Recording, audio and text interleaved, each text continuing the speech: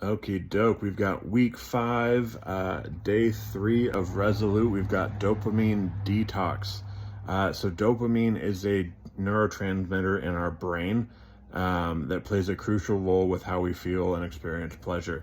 It's a key player, a key factor in our motivation and reward system, and often gets hijacked by things like social media or sugary food or sort of overstimulation, those sort of things.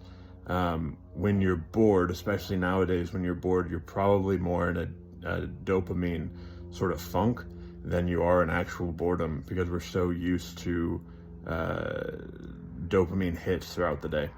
Think of when you get a like or when you get a comment, that sort of rush that you feel to check it out and to go to it, that dopamine response, you're feeling that there. So today we're going to be working on setting up a dopamine detox. So it doesn't have to be today, but I would recommend doing it within the next week. You're going to want to start off with identifying your dopamine triggers. You can even look up top 10 kind of dopamine triggers and get a sense and idea, especially if you don't have a lot of insight into how that feels. That can be a good place to look.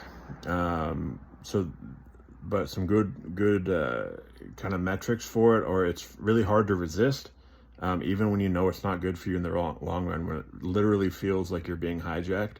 That's a great place to look for those triggers. Then we're going to sort of plan our detox. So taking a day and avoiding those activities, the ones that you identified in your list, as much as possible. And kind of replacing it with reading, meditating, walking in nature, journaling, really type 2 types of fun, probably a lot of type 1 too, where it's really enjoyable in the moment. But sometimes meditation isn't super enjoyable. Sometimes journaling or reading isn't super enjoyable in the moment. That's okay. But we know that it's good for us, and that gives us a sort of secondary effect.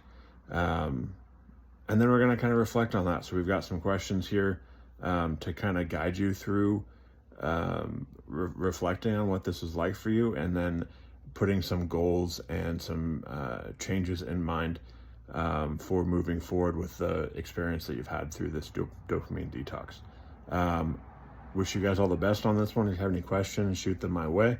And looking forward to processing it more. See you guys.